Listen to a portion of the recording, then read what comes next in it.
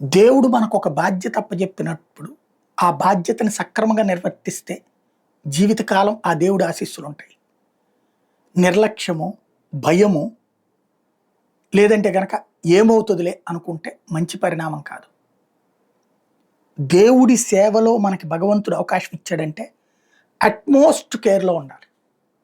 ఆనం రామనారాయణ రెడ్డి గారికి ఒక అద్భుతమైన అవకాశం తన జీవితంలో దేవాదాయ శాఖ.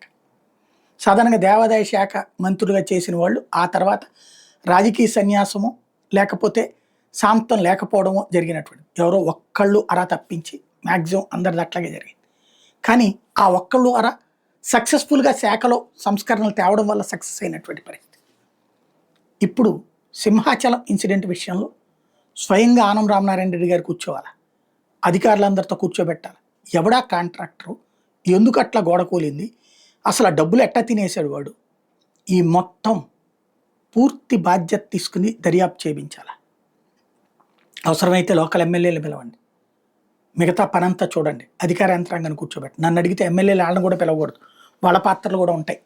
బట్ అధికార యంత్రాంగాన్ని కూర్చోబెట్టి పరిష్కరించండి. భగవంతుడు ధర్మాన్ని మనం కాపాడితే ధర్మం మనల్ని కాపాడుతుంది. ధర్మానికి కాపాడే విషయంలో మనం వెనుకడుగు వేసినా భయపడ్డా ఆ ధర్మం అనేటటువంటిది అధర్మం అవుతుంది. అప్పుడు అన్యాయాన్ని భగవంతుడు సహించడు. భగవద్గీత రామాయణాల దగ్గర నుంచి ప్రతి పురాణం చెప్పేటటువంటి తుది ఫలితం అదే. తాత్కాలిక సంతోషం, శాశ్వత కష్టం గుర్తుపెట్టుకోవాల్సిన అంశం.